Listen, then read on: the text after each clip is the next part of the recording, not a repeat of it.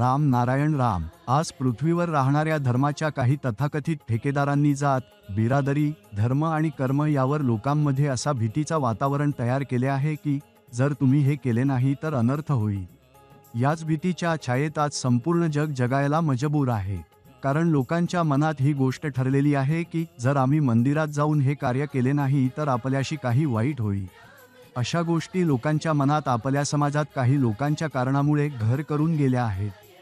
म्हणून आता वेळ आलेला आहे की लोकांना सत्याशी साक्षात्कार करून दिला जावा. सर्वात मोठा सत्य हा आहे की आज आपल्याजवळ जे काही आहे ते सर्व आकाश आणि प्रकृतीच्या देणगीचे आहे. म्हणून मानवाने निर्माण केलेल्या गोष्टींपासून भीती वाटण्याची आवश्यकता नाही.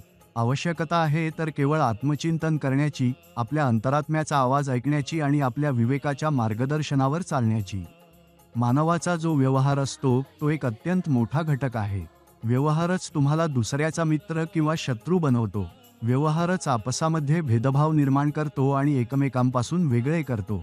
आपल्याला आकाश आणि प्रकृती यांपासून शिकण्याची आवश्यकता आहे. सूर्य कधीही म्हणत नाही की मी माझा प्रकाश फक्त या जातेला देईन किंवा या धर्माच्या लोकांना देणार नाही. किंवा आकाश कधीही म्हणत नाही की मी कोणाला जीवन देणार नाही.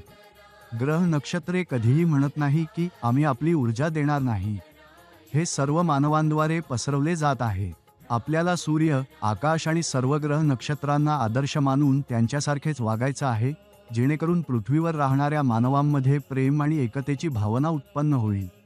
आजच्या स्वार्थी युगात कोणालाही दुसऱ्याचा विचार नाही. एक मानव दुसऱ्याची मदत करतो तर तात्काळ कृतज्ञता व्यक्त करतो. जर कोणीतरी काही दिलं तर तो लगेच ते मागून घेतो. असं करत असताना मानव एकही वेळ विचार करत नाही की त्याच्याकडे शेवटी काय आहे, त्याने काय आणलं आहे. त्याला जे काही मिळालं आहे ते सर्व अंतरिक्ष, आकाश आणि प्रकृतीकडून मिळालं आहे. त्याचं काहीच स्वतःचं नाही जो ते मागतो किंवा इतरांना कृतज्ञता व्यक्त करतो. प्रकृतीचं दिलं आहे ती काही मागत नाही. सूर्य, चंद्र, आकाश, सर्व ग्रह नक्षत्रे यांच्याकडून जे काही मिळालं आहे ते आपल्याकडून काही मागतात का? किंवा ते आपल्यावर काही कृतज्ञता व्यक्त करतात का? हे एक सत्य आहे की पृथ्वी आपली माता आहे आणि सूर्य आपला पिता आहे. तोच आपल्याला शक्ती आणि ऊर्जा देतो. आजच्या परिस्थितीत जिथे पाहाल तिथे दुसऱ्यापेक्षा पुढे जाण्याची धडपड आहे. प्रत्येक मानव दुसऱ्याला मागे टाकून पुढे जायचं इच्छितो. ते फक्त त्याचं भलं विचारत आहेत, त्यांचा स्वार्थ साधत आहेत. का एकमेकांची कत्तल केली जात आहे? कोणताही विचार करत नाही की आपला देश कसा प्रगती करू शकेल, विकास कसा होईल. सर्वजण एकमेकांच्या टाचांना धरून एकमेकांना पाडण्याचा प्रयत्न करत आहेत. प्रत्येकजण त्याचा स्वार्थ साधण्यात लहान होतो आहे. प्रत्येक व्यक्तीमध्ये विवेक आणि चेतना असतात. जेव्हा आपण आपल्या विवेक आणि चेतनेस ऐकतो तेव्हा आपल्याला योग्य ज्ञान प्राप्त होईल. ते ज्ञान मिळाल्यावर यशाचा योग्य मार्ग आपल्याला समोर दिसेल आणि त्याच मार्गावर चालून आपण आपल्या कल्पनेप्रमाणे सर्व काही प्राप्त करू शकता. या विश्वातील जे काही आहे ते सर्व आकाशाची देणगी आहे.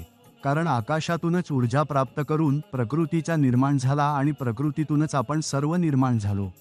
आमचा विवेक आपल्याला वेळोवेळी सतर्क करतो जर आपण काही चुकीचे काम करत असलो तर. आपलं मन आणि विवेक आपल्याला केवळ योग्य आणि चुकीतील फरक सांगत नाही तर आपला संपूर्ण विकास करण्यासाठी मदतीचा हात देतो. एक वेळ तुलसीदासजींनी म्हटलं होतं की कलियुगात रामचं नामच आधार आहे. आपली कष्ट, रोग, अडचणी आणि संकट सर्व राम नामानेच दूर होतील. जो रोम रोमात वास करणारा राम आहे तोच राम नाम आहे. त्याच राम नामाचा समावेश राम नारायण राममध्ये केला गेला आहे. या बीज मंत्राचा जप करा आणि पहा की आपल्या जीवनात सकारात्मक बदल कसे येऊ लागतात. राम नारायण राम नामात एक शांती आहे, एक शक्ती आहे जी आपल्याला ऊर्जा देते. ते आपल्याला सक्षम करते, आपल्या कार्यांना सिद्ध करण्यासाठी आणि आपल्याला सृष्टीच्या ब्रह्मसत्याशी जोडते.